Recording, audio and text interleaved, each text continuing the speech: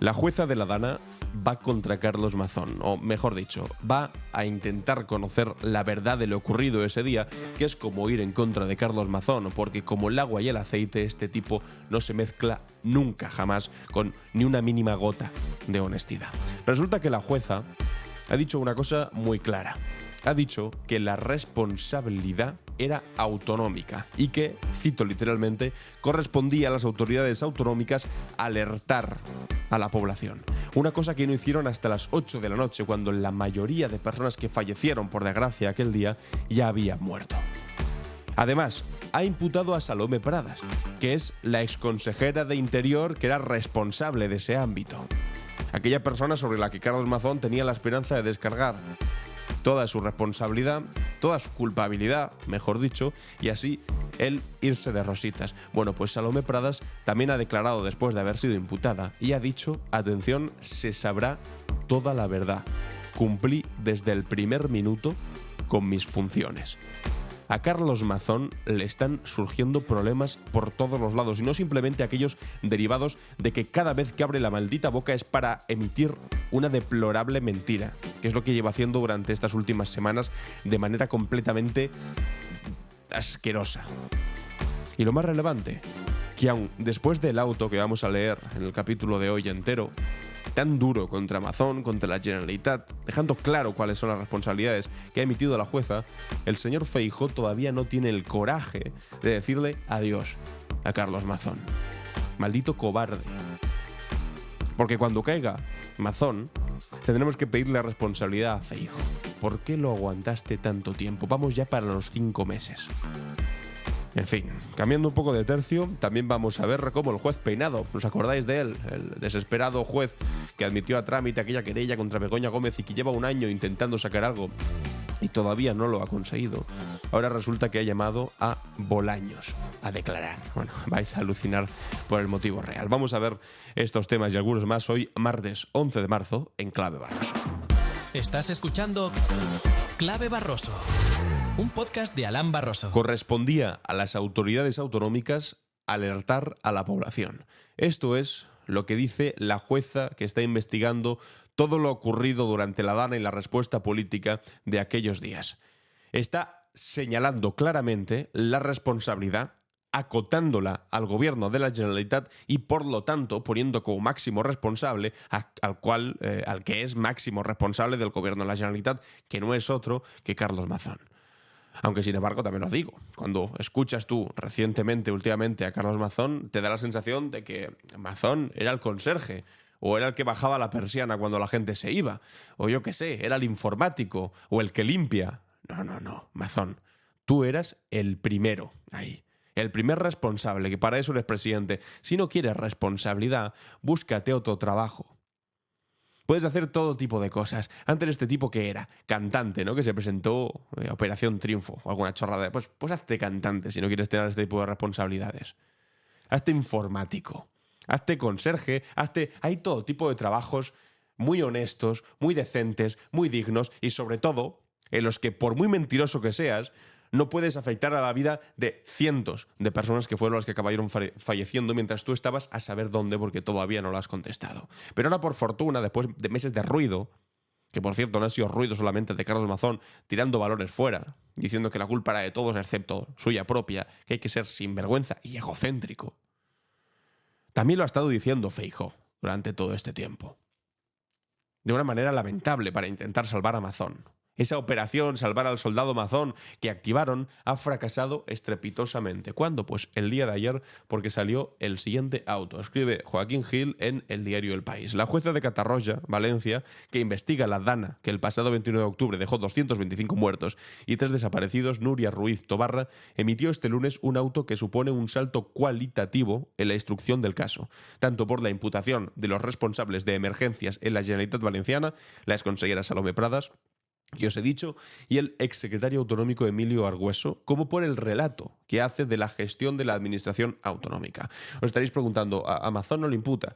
No, porque esta jueza no puede imputar a Mazón, porque es el presidente de la Generalitat. Tiene que ir a una instancia judicial superior, porque él es aforado. Es decir, se entiende ahora, seguramente un poquito mejor todavía, que el tipo no quiera dimitir y que quiera mantener esa posición privilegiada respecto a la justicia. Porque como dé un paso atrás, que es lo que ha pasado con Salomé Pradas, la consellera de Justicia, a la que obligó Mazón a dimitir, entonces te quedas sin el aforamiento y entonces sí que te puede investigar esta jueza. Y de manera desesperada Mazón lo que no quiere es que esta jueza, que ya está marcando por dónde va el asunto, la investigue. Bajo ningún tipo de circunstancia. El auto de Ruiz Tobarra es toda una enmienda a la totalidad a las tesis que hasta ahora ha esgrimido el ejecutivo de Carlos Mazón para blindarse de las críticas a su actuación ante la mayor catástrofe que ha arrasado Valencia. Punto por punto, la jueza desmonta la gran mayoría de sus argumentos, desde la falta de información para alertar a la población hasta el reparto de las competencias en la emergencia. Estas son las principales recriminaciones de la magistrada. Mucha atención. Primero, la alerta a los móviles tardía y errónea. No solo tardía, ojo, también errónea. Frente a los argumentos del Consell, que asegura que no envió la alerta a los móviles a través del sistema S-Alert antes de las 8 y 11 horas porque carecía de información fiable de organismos gubernamentales como la Confederación Hidrográfica del Júcar, la magistrada considera que la Agencia Estatal de Meteorología avisó con suficiente antelación de la magnitud de la dana. La previsión estaba en posesión de las autoridades autonómicas, recoge la jueza en su auto, a lo que ha de sumarse la constatación efectiva de las lluvias aquel día. O sea, básicamente les está diciendo, ¿no podíais mirar al cielo para constatar lo que estaba pasando? Y añade también, es que desde el primer momento estaba esa previsión, porque si la tenía la Universidad de Valencia, que lo que hizo fue cancelar clases, evidentemente también la tenía el gobierno de la Generalitat. En fin, por eso, instituciones como, mira, justo lo dicen aquí, como la Universidad de Valencia, suspendieron sus clases e impidieron que la tragedia salpicara a sus 50.000 estudiantes, profesores y trabajadores. La dana no fue un fenómeno meteorológico imprevisto, estima la jueza, y recuerda que cuando llegó la misiva a los teléfonos, que define como tardía y errónea, ya había desaparecidos, fallecidos y personas atrapadas en garajes y plantas bajas.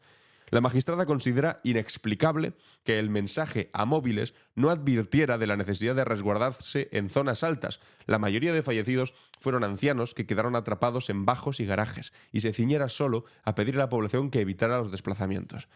Que es que además, lanzas una alarma, la lanzas tarde cuando la mayor parte de gente ya ha fallecido y ni siquiera dices lo más relevante, que subas a sitios altos. Es que esto ya no sé si es maldad o simplemente ya es ineptitud, pero de las peores categorías. Pero es que claro, en estos niveles, la ineptitud cuesta vidas. Sin mencionarla por su nombre, la magistrada censura la declaración de la entonces consejera Pradas, que atribuyó la tardanza en el envío de mensajes S-Alert a los técnicos reunidos en el CECOPI. Esto es alucinante. Resulta nuevamente extraño que se pretenda descargar en los técnicos el contenido del mensaje. No se dice cuáles. En el informe remitió al juzgado. Carga Nuria Ruiz Tobarra en su auto. La instructora recuerda que el objeto de sus pesquisas es la investigación de los posibles delitos de homicidio, penado entre 1 y 4 años de cárcel, y lesiones imprudentes, castigado con hasta 3 de prisión. El CECOPI se reunió tarde.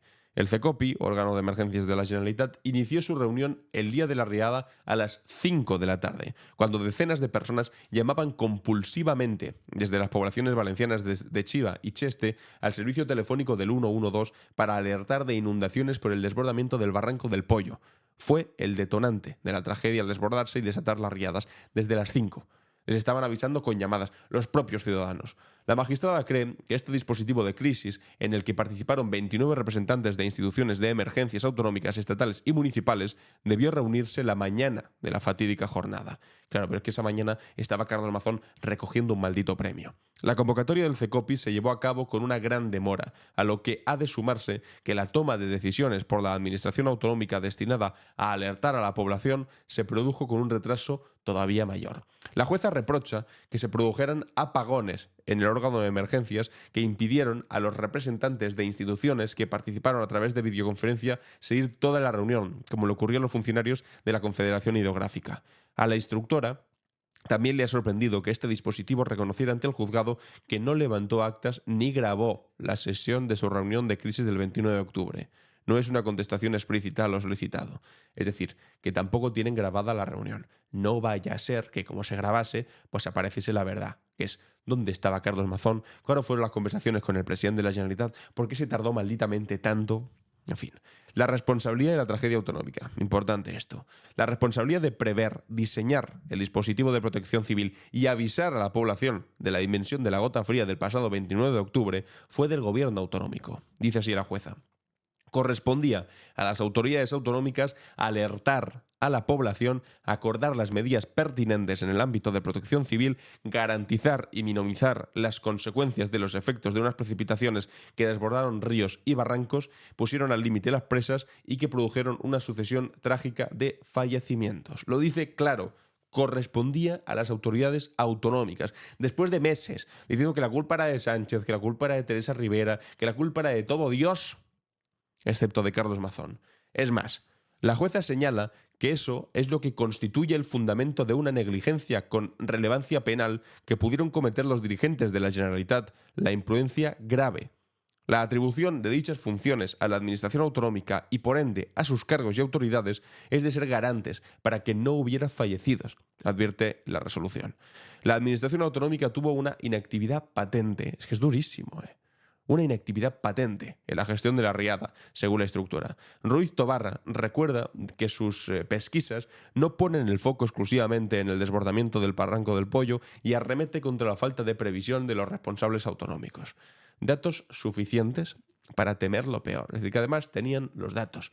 La instructora considera que tanto la AEMET como las llamadas al 112, que fueron miles, de manera poco habitual porque nunca son tantísimas, miles fueron en aquel momento. Y los medios de comunicación, que es que desde la primera hora de la mañana estaban en la tele diciendo lo que podía pasar y que tuvieses cuidado. En la tele. Lo sabían en televisión española, lo sabían en Apunt, en la televisión valenciana, y no lo sabía la propia Generalitat. Es que es de verdad lamentable. Avisaron suficientemente de la gravedad de la situación y que la Generalitat además tenía datos suficientes para valorar el alcance y la peligrosidad de la dana.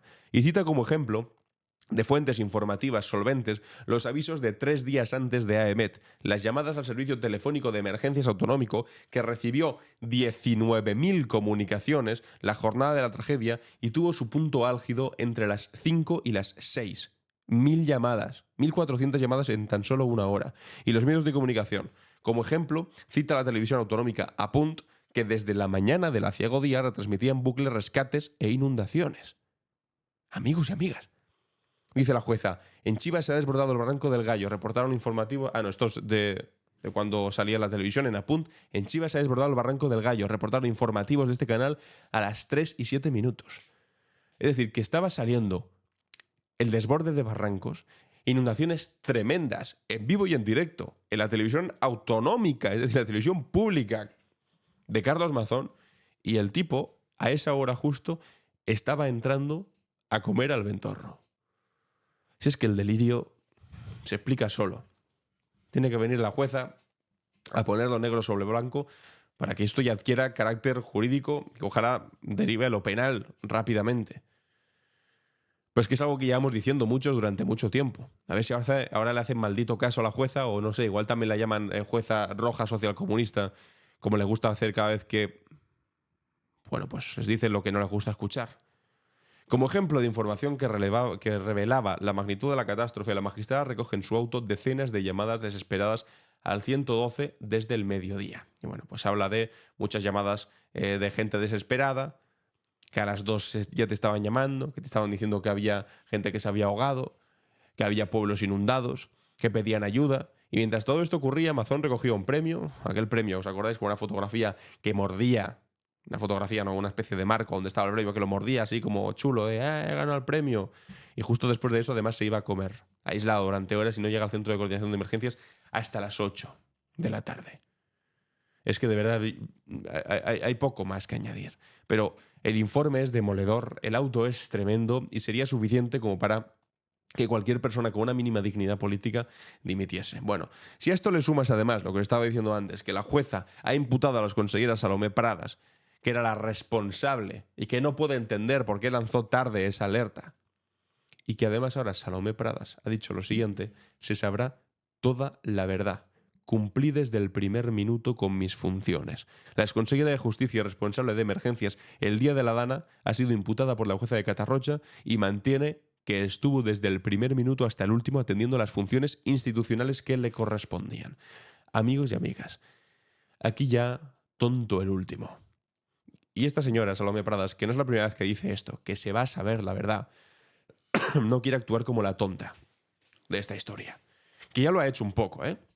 Para empezar, porque declaró 2 días siguientes de La Dana que ella no sabía que se podía lanzar una alerta.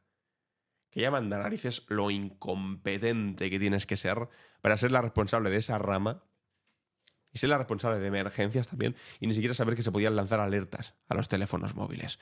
Pero es que esa responsabilidad no es solo suya, porque después hay otra responsabilidad, que es la responsabilidad política de quien te ha elegido. Tú, si eres un jefe y eliges a un mal trabajador, tú eres responsable de esa elección pésima que hiciste y la tienes que asumir. Mazón es quien eligió a esta señora. Si elegiste una mediocre, tú eres responsable por haber elegido una mediocre, no sé bajo qué maldito y asqueroso criterio. Pero es que voy más allá. Esto no se va a quedar aquí. Porque ella, seguramente ahora argumente, que estuvo en contacto con Carlos Mazón. Ella sabe dónde estaba Carlos Mazón. Ella le diría, presidente, ¿dónde está usted? ¿Por qué no vienes? ¿Por qué no estás aquí? No, porque tengo lío, estoy en tal sitio, no sé qué. O igual le notó en la voz pues cierto achispamiento, por decirlo de una manera bastante amable. Pero Salomé lo sabe. Y lo que no puede permitir, y es normal, y la comprendo al 100%, es que se convierta de manera pública en el chivo expiatorio, que es lo que ya intentó Mazón. Mazón se cargó a 2 consejeras. En los días posteriores a La Dana dijo, no os preocupéis, voy a asumir responsabilidades. Y algunos dijimos, bueno, ¿qué va a hacer? Porque asumir responsabilidades, en su caso, solamente puede ser dimitir. Dijo, no dimito. Hago que estas otras 2 dimitan. Pedazo de sinvergüenza. Soltó lastre. Dijo, a ver si, como quien viaja en un globo aerostático y lanza un poco de, unos cuantos kilos de tierra para así coger un poco más de altura antes de chocarse. Es lo que hizo, lanzó lastre. A ver si así pues dejaba de descender y empezaba a subir. Pero se dio cuenta de que no subía, porque el mayor lastre es él. Y ahora lo que faltaba también es que penalmente sea Salomé Pradas, esta exconsellera, la que vaya a asumir las consecuencias. Y ha dicho, se va a saber toda la verdad. Yo cumplí. Y si damos por hecho que lo que dice es cierto, que tampoco yo tengo por qué creer a esta señora que no sabía que se podía lanzar alertas, pero sí que me da la sensación de que evidentemente la están utilizando como chivo expiatorio, cuando dice cumplí desde el primer momento, desde el primer minuto con mis funciones, ¿a qué se refiere? Porque yo creo que está bastante claro que se refiere que estuvo en contacto con Mazón todo el rato y que si se lanzó tarde algo o se hicieron cosas tarde es porque el tipo lo iba retrasando. No os preocupéis, que ya llego. Ahora mismo llego, no te preocupes, que llevo desde las 3 de la tarde en un sitio encerrado. Y esto lo sabe Salomé. Y esto lo puede explicar Salomé. Y si tú dices, o adviertes, o más bien amenazas con que se va a saber toda la verdad, es que no se sabe toda la verdad. Y que las cosas que se están diciendo no son toda la verdad. En fin, o sea, no hace falta que lo pongamos más sencillo. Si Mazón ha dado 17 versiones y dice que la verdad ya se sabe, y sale tu consellera que hablaba contigo ese día y dice que no se sabe la verdad y que algún día se sabrá, más pronto que tarde, porque querrá librarse de lo que le viene encima judicialmente, se va a saber. ¿Qué va a hacer el pedazo de torpe de Feijóo cuando se sepa la verdad? Decir, bueno, sí, efectivamente, lo sabíamos, pero lo protegimos porque teníamos miedo a perder el gobierno de la Comunidad Valenciana, del Partido Popular. ¿Dirá eso o se hará el longuis? Diciendo, no, yo no sabía nada de esto. Silbará, mirará hacia los lados y continuará para adelante. Pues no va a poder. O más bien, no le vamos a dejar. Porque no va a hacer el sinvergüenza, no va a aplicar el arte del, yo no sabía nada, no tenía ni maldita idea. Ya está bien. Ya está bien porque os lo han dicho miles de personas. De hecho, cada vez que pone un pie en la calle, Mazón también lo dicen. Y tú lo sabes, Feijóo. Precisamente por eso has cambiado ahora mismo el Congreso del Partido Popular Europeo que se iba a celebrar en Valencia y te lo has llevado a Madrid. Porque te da miedo lo que está pasando con Mazón. Óscar Puente, el ministro, ha escrito este tuit a partir de la noticia donde decían que la jueza de La Dana había imputado a las conselleras Salomé Pradas. Y dice, el auto, con un relato obvio, bueno, lo que acabamos de ver, no solo deja al PP aún más a los pies de los caballos, también a los buleros profesionales dispuestos a inventar cualquier cosa para proteger a estos sinvergüenzas. Es que el relato es obvio, el relato es evidente, la responsabilidad está clara. Quien actúa mal también está bastante claro según el relato. Y si tú ahora además le añades lo que apuntaba aquí en Twitter de Selectrocutador, esta cuenta de Twitter decía, ¿recordáis cuando Feijóo le montó un pollo en la Unión Europea a Teresa Rivera exigiendo su dimisión si era imputada? ¿Qué hacemos ahora con Mazón? Núñez Feijóo. Y es que esto es verdad. En noviembre, el Partido Popular, bueno, ya sabéis que estaba en su cruzada por intentar salvar a Mazón y por intentar hundir a Teresa Rivera, que de hecho votaron en contra de su nombramiento como vicepresidenta de la Comisión Europea, solos, porque el resto del Partido Popular Europeo, ya os lo he dicho unas cuantas veces, votó a favor de ese nombramiento. Se quedó solo Feijóo en Europa votando. Bueno, pues en aquel momento dijo, bueno, podemos permitir que Rivera sea vicepresidenta, pero tiene que dimitir si es investigada por su responsabilidad de la Dana. Bueno, pues con este criterio de gran altura moral y de servicio público, ¿qué hacemos ahora con Mazón? Porque no solamente es que esté siendo investigado, sino que han señalado directamente a su gobierno como responsable de lo que ocurrió aquel día. Y de avisar tarde. ¿Tiene que dimitir? Pues no tiene que dimitir porque no se atreve a decírselo. Feijóo es un maldito pelele que simplemente baila al son que le marca pues el Aznar de turno, Ayuso de turno, pero también hasta el pelele, hasta el mentiroso de turno que es Carlos Mazón. No se va a acordar, evidentemente, de esta declaración. Las declaraciones políticas, sobre todo estas con gran contundencia, en España caducan a los 2 días. Y evidentemente, pues si te he visto, no me acuerdo. Y donde digo Diego. Y este titular, pues se desvanece, ¿no?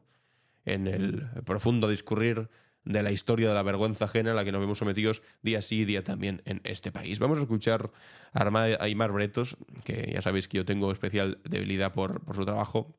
Me parece uno de los mejores cronistas y explicadores que tenemos ahora mismo en los medios, explicando pues bueno, todo este auto en un resumen muy concreto y muy certero. Atención. La jueza que investiga las 228 muertes por la Dana le ofrece a Carlos Mazón la posibilidad de declarar de forma voluntaria. Porque como Mazón está aforado, esta jueza no puede imputarlo directamente, así que le ofrece declarar voluntariamente en las mismas condiciones que un investigado. A quienes sí imputa la jueza es a la exconsejera de Interior y Emergencias de Mazón, Salomé Pradas, y al exsecretario autonómico de Emergencias, Emilio Argüeso. Y el auto en el que anuncia estas imputaciones es dinamita para Mazón y para su gobierno, porque los responsabiliza directamente de haber avisado tarde y mal a la población y de todo lo que eso provocó. Y porque la jueza echa por tierra la teoría de que los organismos estatales no dieron la información que tenían de lo que estaba pasando. La jueza deja claro que la AEMET avisó y que la Confederación Hidrográfica avisó. Dice la jueza: el problema residiría no en la ausencia de información, porque la había sobrada al alcance de los responsables, sino en el hecho de que ante dicha información o bien se ignorara la misma, o no se comprendiera su alcance, lo que resultaría igualmente grave, o no se tomaran las decisiones pertinentes por quien tenía el poder de decisión. Estas son frases literales del auto. Dice la jueza: correspondía a las autoridades autonómicas alertar a la población, acordar las medidas pertinentes en el ámbito de protección civil, garantizar y minimizar las consecuencias de los efectos de unas precipitaciones que produjeron una sucesión trágica de fallecimientos. Ello constituye precisamente el fundamento de la negligencia con relevancia penal, la imprudencia grave. El anuncio de las precipitaciones que hacía previsible las gravísimas consecuencias, provocando muertes, con una inactividad patente de la administración autonómica. La atribución de dichas funciones a la administración autonómica y por ende a los cargos y autoridades que ejercían sus funciones los convierte en garantes de que no se produjeran los fallecimientos referidos. Esto lo dice literalmente la jueza en un auto en el que menciona por su nombre y apellidos a los 225 muertos y 3 desaparecidos. Y va a más la jueza. Dice: no era preciso solicitar la declaración de emergencia nacional, simplemente tomar la decisión de avisar a los ciudadanos que podían verse afectados. Durísimo. La instrucción habrá de determinar las causas de por qué no se indicó a la población que se resguardara subiendo a zonas altas. Eso, hasta el momento, dice la jueza, hasta el momento no resulta explicable no solo para los familiares de los fallecidos, sino para esta jueza instructora. Esto lo dice la jueza, ¿eh? El aviso a las 8:11 minutos. Es que hay que repetirlo muchas veces. Esto lo dice la jueza porque me parecería que no, que esto lo dice un rojo peligroso para joder a Mazón y a Feijóo, que no. Que esto lo dice la jueza. Así de claro. Negro sobre blanco. Tardío y erróneo. La convocatoria del CECOPI se llevó a cabo con una gran demora. Las previsiones meteorológicas debieron llevar a una convocatoria del CECOPI ya en la mañana del 29 de octubre, al objeto cuanto menos de avisar a la población. En cualquier caso, sigue la jueza, en cualquier caso, el CECOPI es un órgano de coordinación entre administraciones, así lo indica su propio nombre, y ello es completamente independiente con las decisiones que se puedan tomar en el ámbito de protección civil, por quien ostenta no solo la competencia exclusiva, sino la posibilidad de llevar a cabo esa comunicación, la comunicación a la población de las medidas de protección. Hasta aquí el auto de la jueza, que es muy crudo, es durísimo para el gobierno de Mazón, porque nunca antes habíamos leído una atribución tan explícita de las responsabilidades de haber evitado, avisando, las muertes aquella tarde-noche. El PP ha leído esta tarde el mismo auto que todos nosotros. Esto lo tenemos nosotros, lo tienen ellos también. Y por tanto sabe que cualquier intento por seguir mareando la perdiz con que todos fallaron, todos lo hicieron mal, que los organismos estatales no avisaron, que no sé qué historias más, el PP sabe que eso ya es mera literatura autoexculpatoria que se desvanece por absurda cuando uno lee este auto. Así que ahora mismo, llegados a este punto, Feijóo tiene que decidir si se pone del lado de aquellos a los que le parece escandalosa la dejación de responsabilidades que describe la jueza en este auto, o si sigue protegiendo políticamente a quienes cometieron esa dejación de responsabilidades que describe la jueza en este auto. Y añadiría yo que está uniendo su destino como líder del Partido Popular al destino del señor Mazón como presidente de la Generalitat. Y también os digo una cosa, no es demasiado inteligente unirte el destino a Carlos Mazón. Vamos, lo último que le recomendaría a nadie quien apreciase, que no es a Feijóo, porque a Feijóo no lo aprecio lo más mínimo, parece que los españoles tampoco, porque si no sería presidente, aunque él dice que es porque no quiere, sería que no se acercasen ni de coña a Carlos Mazón, ni se uniesen en lo más mínimo a su destino. Porque es evidente, todos lo sabemos, es un zombi. Va andando, pero es muerto en vida. Políticamente, por supuesto, pero no va a ningún lado. Es un fantasma. Decía hace unos meses Rufián, que decía que esto era como el sexto sentido. Está muerto, pero parece que no lo sabe. Pero es que cada vez hay más gente que lo sabe. Y en el Partido Popular también lo saben, carajo. Lo que pasa es que no se atreven. Y seguramente, pues bueno, ¿qué van a hacer? Pues o cierra filas, Feijóo, y asume que pues van hasta el final, y el desgaste del PP en Valencia, bueno, y en España entero va a ser bastante grande, o le corta la cabeza ya de manera determinante. Esto ya no puede aguantar más tiempo así. Es que es vergonzoso, sí, es asqueroso, de verdad, que tengamos que estar aguantando tanto tiempo de esta manera. Bueno, vamos a cambiar un poco de tema y vamos con... Ay, por Dios, el juez Peinado. Que últimamente, pues como un mal personaje de una mala película, pues ha perdido bastante el interés, ya no tiene demasiada presencia pública, las cosas que dice nos las tomamos a cachondeo, pero ahí sigue el tipo intentando pues seguir estirando un chicle que hace mucho que ya perdió sus cualidades elásticas. O sea, ese chicle no da más de sí, ya se ha roto en 1000 ocasiones. Lleva un año entero intentando sacar cosas de Begoña Gómez y ni siquiera todavía nos ha podido dar una cifra. ¿Qué dinero se llevó Begoña Gómez? Presuntamente. Pero cuando hablamos, yo que sé, del novio Ayuso, que es muy fácil decir 350 millones defraudados, 2 millones de mascarillas, medio millón de euros para comprar una empresa que tenía un portátil del 2013 y 2 máquinas de depilación. No sé, se pueden decir ese tipo de cifras. Con Begoña Gómez todavía no lo ha conseguido. Empezaron con lo de Air Europa, el rescate, que al final tampoco fue a nada. Con los contratos del empresario Carlos Barrabés, que al final tampoco salió absolutamente nada. Con el asunto del máster de la Complutense, que tampoco ha conseguido rascar absolutamente nada. Lo de un software que había registrado su nombre, que al final era una cosa que le había pedido la propia Complutense, que tampoco va absolutamente nada. Y ahora están, no os lo perdáis, o sea, imaginaos cuántas cosas, qué cansinos, no hace otra cosa el señor Peinado. Además, todo esto con Hazte Oír, con Manos Limpias y con toda esa gente, pues ahí puesta y personada como acusación. Por supuesto, también Vox están ahí presentes. Y esto lo hacen pues simplemente pues para intentar estirar un relato político que ya no llega demasiado. Y la última de todas es, no te lo pierdas, el asunto de decir que hay una persona que trabaja para Begoña Gómez en Moncloa y que no debería trabajar para ella, porque es un trabajador público. En eso están ahora mismo, que es como, bueno, pues enhorabuena. O sea, si la mujer del presidente del gobierno, Mariano Rajoy, tenía una persona que la definían como personal shopper Imagínate, y ahí no pasó nada, imagínate lo que van a poder sacar contra una señora que escribió un par de correos. Oye, que puedes estar en contra, te puede parecer mal. Me parece una crítica legítima. Que no haya nadie que le escriba un correo a la mujer del presidente del gobierno. En fin, eso puede ser debatible. Pero que tengas que montar todo este pollo. Bueno, porque la última cosa ha sido que ha llamado a Félix Bolaños a declarar como testigo por la contratación de esa persona. El juez Juan Carlos Peinado ha citado como testigo al ministro de Justicia, Félix Bolaños, para que declare como testigo la causa que sigue el magistrado contra Begoña Gómez. La citación de Bolaños está relacionada con la contratación de un asistente en Moncloa, María Cristina Álvarez, que colaboraba con la mujer del presidente del gobierno. La ley permite a los ministros del gobierno declarar por escrito. En fin, lo que quiere el señor Peinado es, como hizo con Pedro Sánchez, tomar la declaración cara a cara para que haya una imagen. Pero bueno, seguramente no tendrán que hacerlo, pero es para que veáis ya la desesperación de este tipo y de este caso que no va a absolutamente ningún sitio. Pone mucha atención también a la noticia del día de ayer de que Anticorrupción investiga si Vox se financió ilegalmente al recibir primero fondos de un banco húngaro participado por el gobierno húngaro de Viktor Orbán, que, como sabéis, es el principal amigo de Vladimir Putin en la Unión Europea, es decir, dinerito ruso en la política española, como está ocurriendo en la política de todos los países que están financiando pues, a partidos que puedan defender el relato de Putin y de Rusia y también de Donald Trump en Europa, y al mismo tiempo otra causa que tiene que ver con la venta de merchandising, porque se ha filtrado también un correo del partido de extrema derecha donde decían que tenían que regularizar dinero.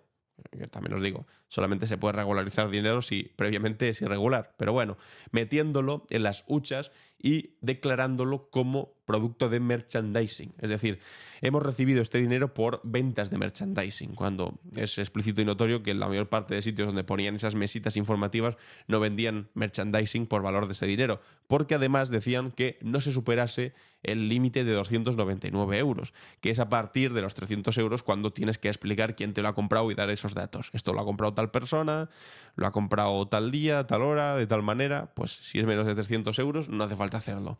Curioso, ¿no? Que llamasen precisamente a regularizar dinero con pagos de menos de 300 euros.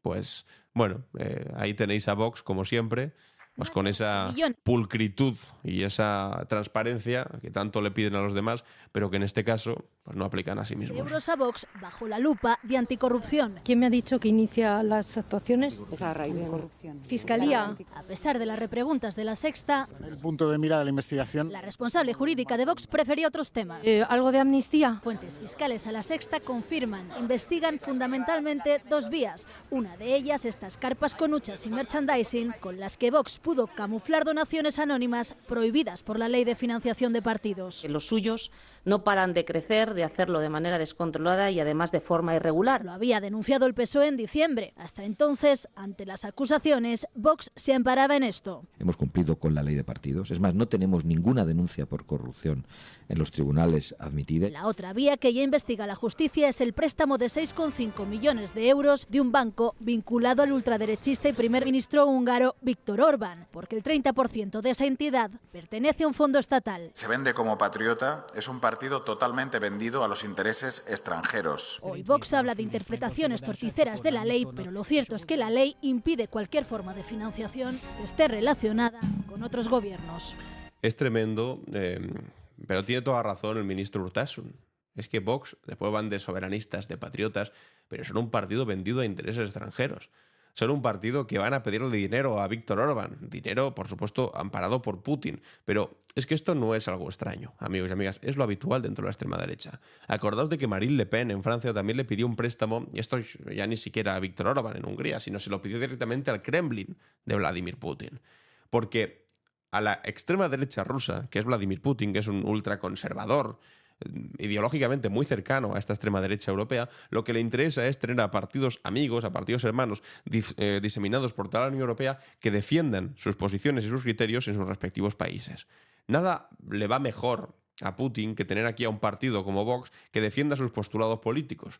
De la misma manera que nada le va mejor a Trump que tener también en España a un partido que defienda sus postulados políticos. Y Vox se han convertido, básicamente, después de reivindicarse a sí mismo, tan patriotas, etcétera, etcétera, se han convertido básicamente en los altavoces de esa extrema derecha internacional que vehiculan su discurso a través de este partido que serían los tontos útiles del extremismo internacional.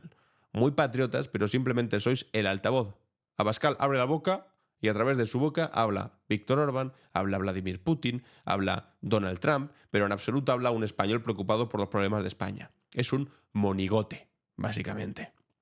Y esto además, pues le añadimos a otra noticia sobre Vox, y es que Jordi de la Fuente, el neonazi prorruso también, que Vox ha upado al frente de su sindicato Solidaridad, pues ya estaría al frente, o sea, se ha presentado, no sé si lo ha conseguido ya lograr el puesto al frente de este pseudo sindicato, que es un sindicato de estos cutres que han montado Vox al calor de su partido, que básicamente antes estaba presidido por un tipo que decía que los ricos son ricos por naturaleza y ¿qué vamos a hacer? Bueno, pues este es el nuevo dirigente, o el que va a ser el próximo dirigente de este sindicato, Jordi de la Fuente, que antes formaba parte del MSR, que es un movimiento fascista español, neonazi, el movimiento social republicano. Con un megáfono en mano, el neonazi Jordi de la Fuente daba instrucciones a un grupo de xenófobos que se habían concentrado frente a un centro de menores en Masnou, escribe Paul Pareja en el diario.es. Hoy los echamos, vamos al centro, a por ellos, arengaba al grupo mientras los dirigía hacia el lugar, según el relato de la Fiscalía. Era julio de 2019 y algunos de los manifestantes acabaron tirando piedras y agrediendo a un trabajador social al grito de «Moro de mierda, vete a tu país». De la Fuente, 38 años,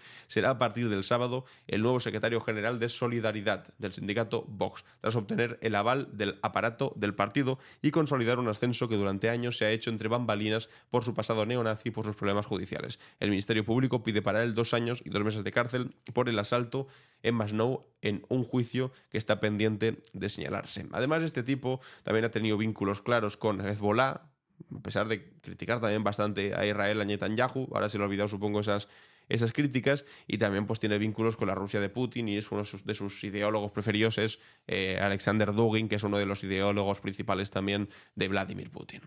Para que veáis, Vox se ha metido de lleno en esta deriva prorrusa, putinista, y de ser básicamente pues un proxy, un aparato de los estados más totalitarios o más lamentables que existen ahora mismo en nuestro mundo. La Rusia de Putin o los Estados Unidos de Donald Trump. En fin, amigos y amigas, y hablando de Donald Trump, vamos con la clave internacional. ¿Qué pasa en el mundo? La clave internacional. ¿Qué dicen los europeos sobre lo que está ocurriendo ahora mismo entre Ucrania, Rusia, Estados Unidos y nuestro papel? Pues han hecho una encuesta muy interesante, la encuestadora YouGov, que se hace eco aquí el diario El País, donde te preguntas, por ejemplo, ¿cómo creen los europeos que Trump es una amenaza? La gran mayoría piensa que sí, que Donald Trump, presidente de los Estados Unidos, es una gran amenaza o una amenaza bastante grande para los intereses de Europa. Y cuando se pregunta sobre Putin, los datos son todavía mayores. Es una evidencia bastante clara, por encima en la mayor parte de los casos del 80%. Concretamente en España hay un 75% de españoles que consideramos, me incluyo yo por supuesto que sí, que Donald Trump es una amenaza, y sube hasta un 87% que consideran que Putin es una amenaza. Así que, bueno, pues partidos claramente prorrusos como Vox lo van a tener complicado. Eso sí, baja un poco cuando dicen si Trump es una amenaza, porque todavía hay algunos ingenuos que lo jalean, como los de Vox, que les ponen aranceles y aplauden con las orejas. Es increíble. Ante la pregunta de si creemos que Estados Unidos se implicaría y cumpliría sus obligaciones de defensa colectiva en un caso de ataque ruso a las repúblicas bálticas, Estonia, Letonia o Lituania, Italia está bastante proclive a que es probable que interviniese Estados Unidos, que nos ayudase, y en España ya empiezan a caer los números. Estamos, pues bueno, las mismas personas que creen que es probable, probable no es seguro, que es probable que Estados Unidos cumpliera sus obligaciones, pero ya estamos en un número bastante importante, el 37% de españoles, que consideramos que es improbable que Donald Trump vaya a ayudar en absoluto a la Unión Europea. Y esos números en Francia y en Reino Unido todavía caen mucho más, de una manera mucho más pesimista. Es decir, están con una sensación de que Estados Unidos pues ya no forma parte de nuestra ecuación defensiva. Eso sí, cuando se trata de hablar de la OTAN como organización, pues entonces sigue manteniendo cierto prestigio. Entre los españoles, por lo menos, el 55% dicen estar satisfechos con pertenecer a esta alianza militar, y hay otro 21% que no está ni a favor ni en contra, que son cifras que más o menos se mantienen.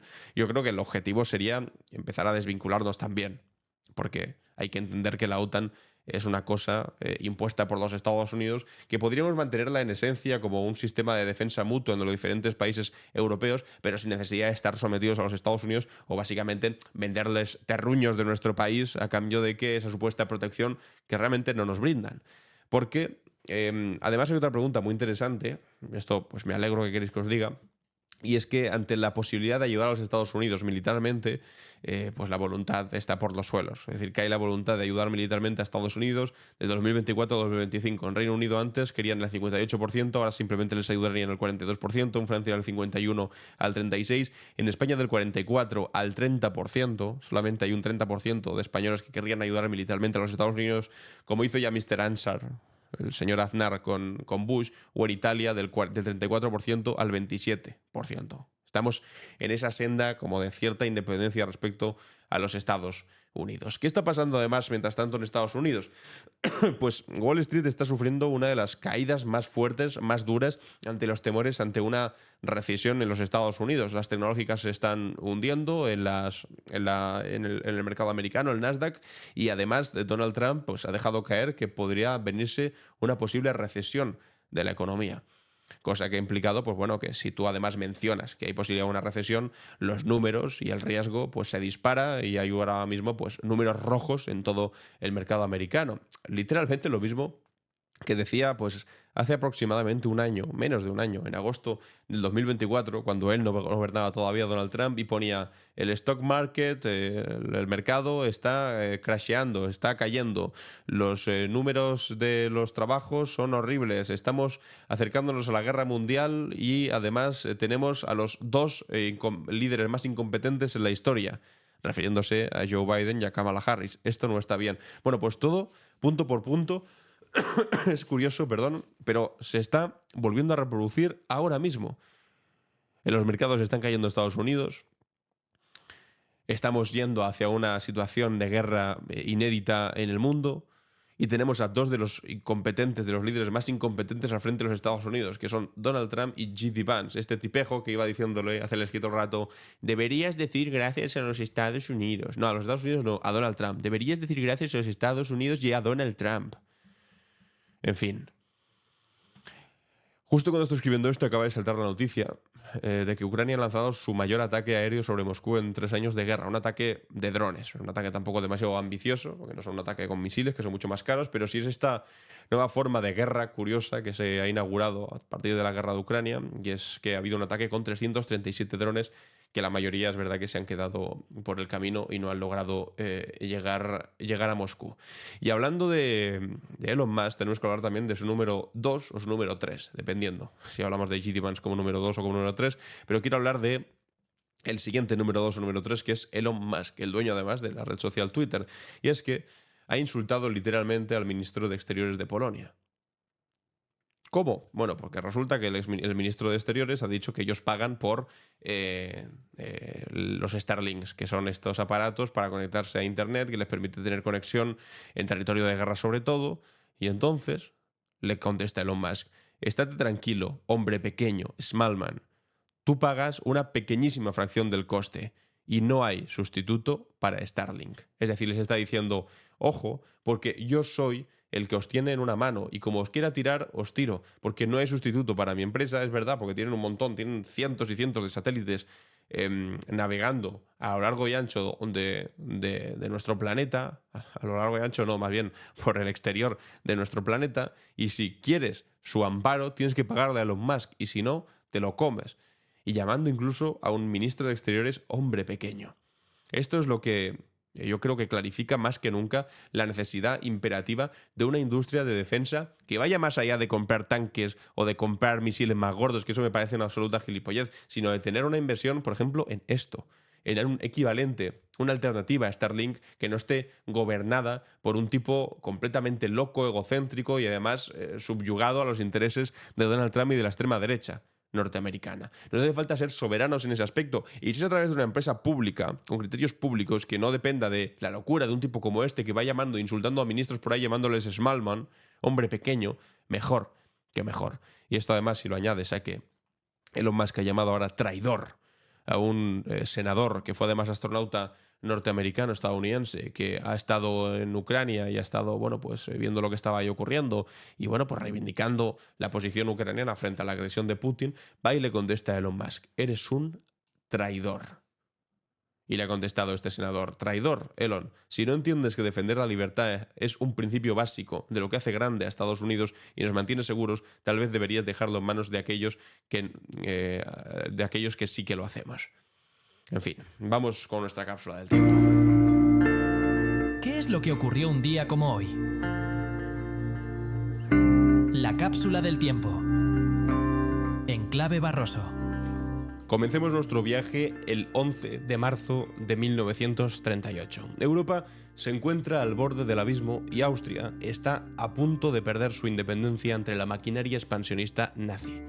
En esta fecha, Kurt Schuschnigg, perdón por la pronunciación, canciller de Austria, se ve forzado a dimitir bajo la implacable presión de Adolf Hitler. Su renuncia allanó el camino para lo que se conocería como la Anschluss, la anexión de Austria al Tercer Reich alemán. Este episodio representa uno de los momentos más dramáticos de la expansión fascista en Europa, y lo más alarmante fue la facilidad con la que se produjo. Hitler había amenazado con una invasión militar, pero ni siquiera fue necesaria.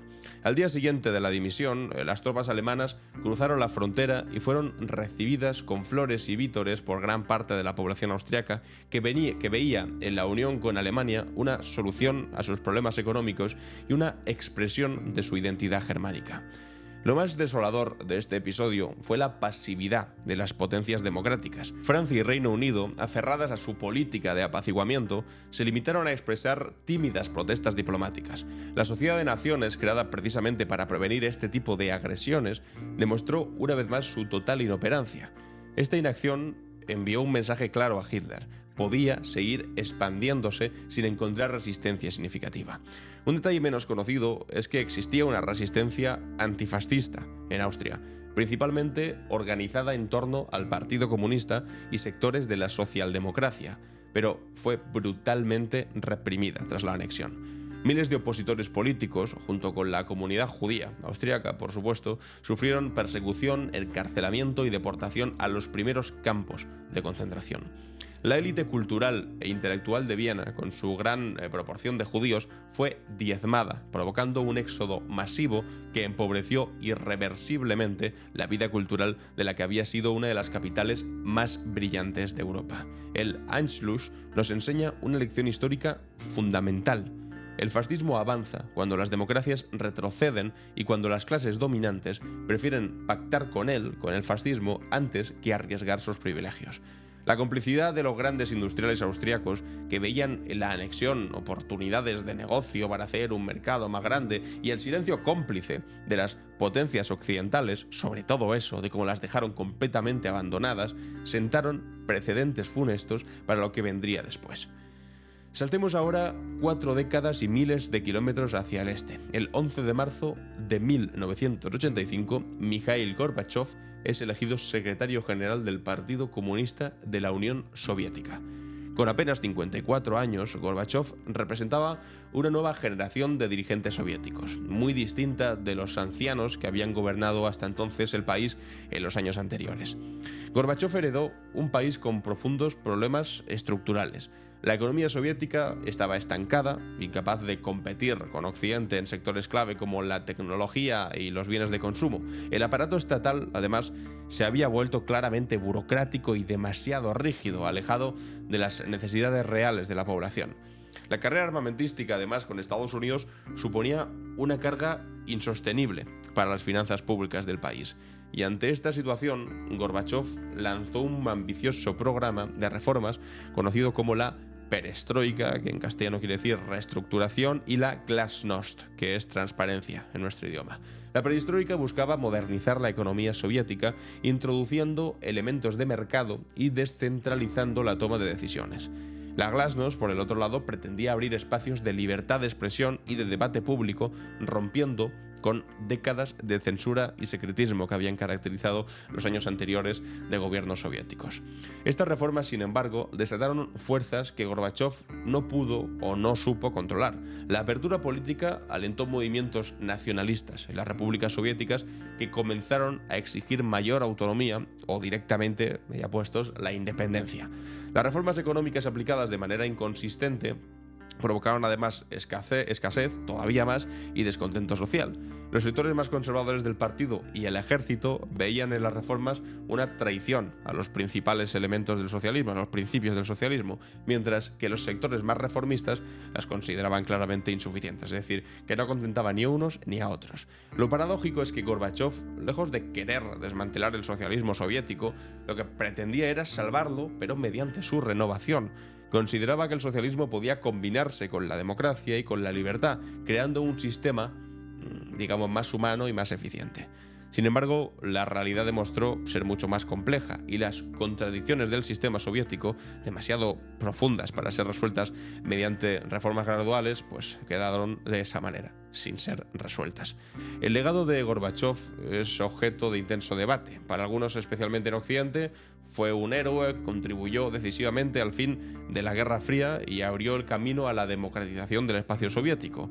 Pero para otros, especialmente en Rusia y en las repúblicas soviéticas, es un líder ingenuo que desencadenó el colapso de una superpotencia y sumió a millones de personas en la pobreza y en la incertidumbre durante los caóticos años 90. Lo que resulta innegable es que impacto global tuvo, el impacto global de sus reformas y de sus decisiones. El fin de la Guerra Fría redujo el riesgo, eso es cierto, de un conflicto nuclear global, al menos hasta el momento, y permitió la reunificación de países como Alemania y la integración de esos países de Europa del Este en las estructuras occidentales y democráticas. Sin embargo, también dejó un mundo unipolar dominado completamente por los Estados Unidos, con las consecuencias que hemos visto en las últimas décadas. Avancemos ahora al momento más triste para recordar el día de hoy, que es el 11 de marzo del 2004, que fue un día que quedó grabado en la memoria colectiva de España. A las 7:37 de la mañana, en plena hora punta, una serie de explosiones sacudieron los trenes de cercanías de Madrid. 10 bombas estallaron en 4 trenes diferentes en las estaciones de Atocha, El Pozo del Tío Raimundo y Santa Eugenia, dejando 192 personas muertas y más de 1.800 heridos. Los atentados del 11M, como se conocieron, representan el ataque terrorista más grave de la historia de nuestro país y uno de los más letales en Europa. Fueron perpetrados por una célula yihadista inspirada por Al-Qaeda, como represalia por la participación española en la guerra de Irak, una guerra ilegal basada en mentiras sobre supuestas armas de destrucción masiva y que el gobierno de José María Aznar había apoyado contra la voluntad de la inmensa mayoría de la población española, que fueron después los que tuvieron que pagar las consecuencias. Lo que siguió a los atentados fue una demostración tanto de la solidaridad y dignidad del pueblo español como de la manipulación y del oportunismo político en su expresión más cruda, ruin y miserable. Mientras la ciudadanía respondía con una movilización masiva, con donaciones de sangre que desbordaron los hospitales y con una manifestación histórica que reunió a millones de personas bajo el lema "con las víctimas, con la Constitución y por la derrota del terrorismo", el gobierno del Partido Popular orquestaba una campaña de desinformación completamente asquerosa y demencial para atribuir la masacre a ETA y así intentar sacar réditos políticos que les ayudase a las elecciones que en ese momento estaban a punto de celebrarse.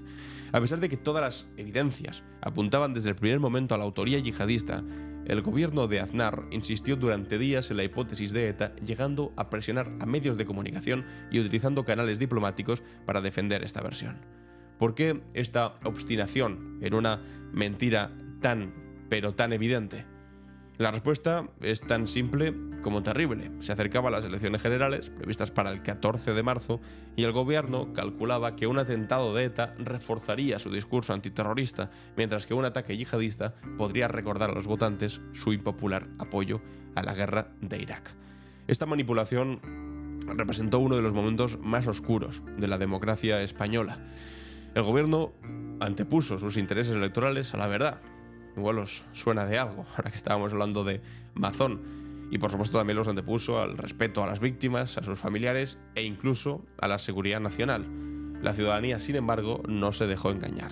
El mismo día 13, víspera de las elecciones, miles de personas se concentraron frente a las sedes del Partido Popular al grito de ¿quién ha sido?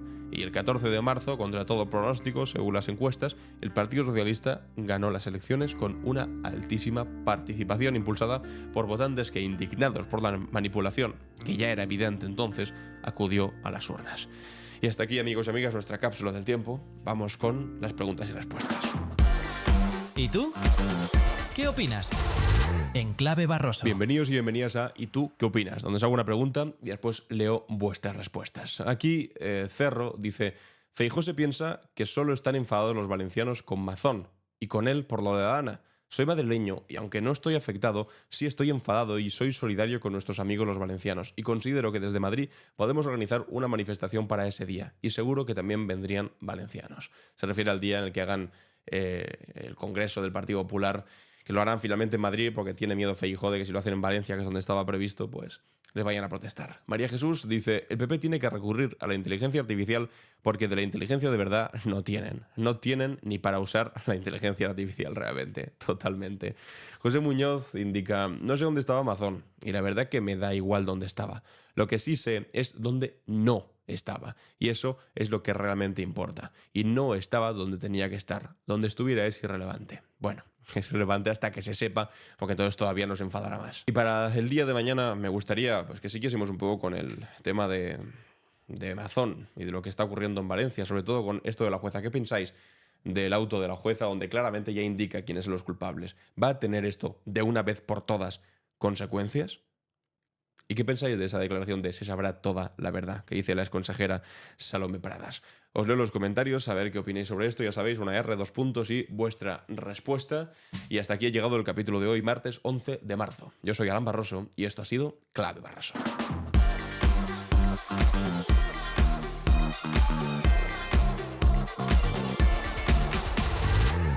En Clave Barroso.